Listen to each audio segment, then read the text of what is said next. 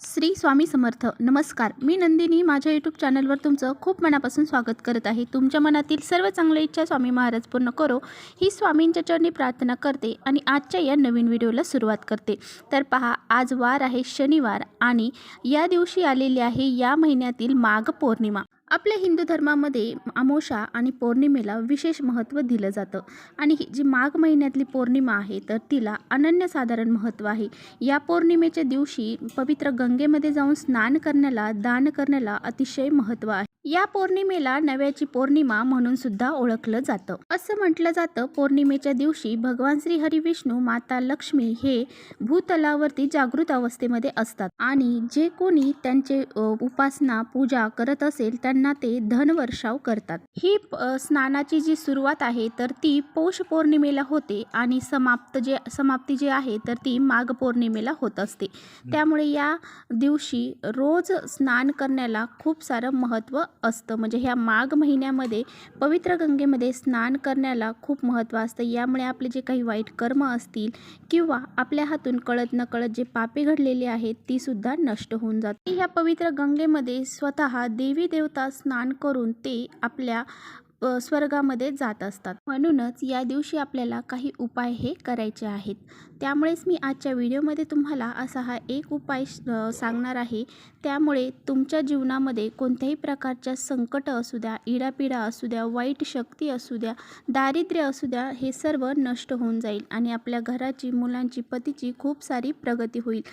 तर आपल्याला संध्याकाळी कापूरसोबत अशी ही एक वस्तू जाळायची आहे, ज्यामुळे आपल्या सर्व पैशाच्या अडचणी असतील त्या दूर होऊन जातील, 7 पिढ्यांचं दारिद्र्य नष्ट होईल आणि त्याचबरोबर आपल्या घरामध्ये काही नकारात्मकता, इडापिडा असेल ती सुद्धा दूर होऊन जाईल.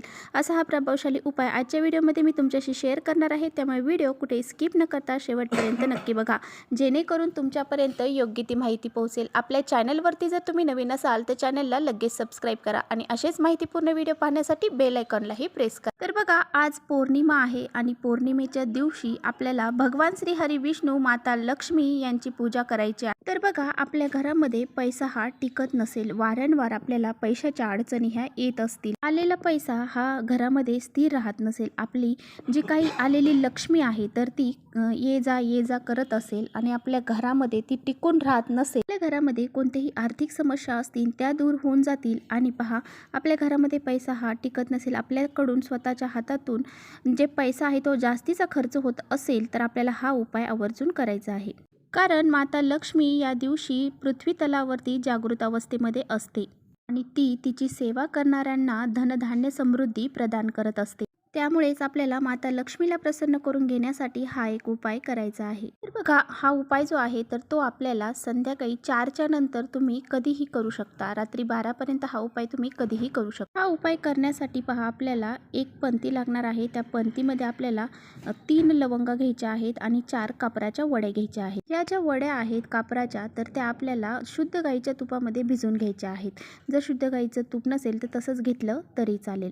आता बघा, आपल्याला ज्या काही कापराच्या वड्या घेतलेल्या आहेत आपण तुपात भिजून, त्या एका प्लेटमध्ये ठेवायच्या आहेत आणि एक पंती आहे, त्या पंतीमध्ये एक एक वडी आपल्याला घ्यायची आहे. तर पहिल्यांदी एक कापराची वडी घ्यायची आहे आणि ज्या काही आपण 3 लवंग घेतलेल्या आहेत तर त्यामधली एक लवंग, त्या तिन्ही पण लवंगा आपल्याला एक एक करत त्या कापरावरती टाकायच्या आहेत. आणि त्यानंतर आपल्याला माता लक्ष्मीची जी कोणती आरती येत असेल तर ती करायची आहे आणि माता लक्ष्मीच्या फोटोवरून ही ओवाळायची आहे. आरती करत असताना जोपर्यंत आरती पूर्ण होत नाही तोपर्यंत एक कापराची वडी संपत आली की लगेच दुसरी कापराची वडी आपल्याला त्यामध्ये ठेवायची आहे. अशा प्रकारे हा कापूर आपल्याला प्रज्वलित करून आरती करायची आहे. आता बघा, ही आरती करून झाल्याच्या नंतर आपल्याला ही आरती जी आहे तर ती संपूर्ण घरामध्ये फिरवायची आहे. आता पहा, ही आरती घेऊन आपल्याला तुळशी मातेपाशी जायचं आहे आणि ज्याप्रमाणे आपण आरती ओवाळतो घड्याळाच्या काट्याप्रमाणे, त्याप्रमाणे आपल्याला आरती ह्या तुळशीवरून सुद्धा ओवाळायची आहे, म्हणजे आरती करायची आहे. आणि त्यानंतर परत आपल्याला तो कापूर घरामध्ये घेऊन यायचा आहे. आपल्या घरामध्ये ती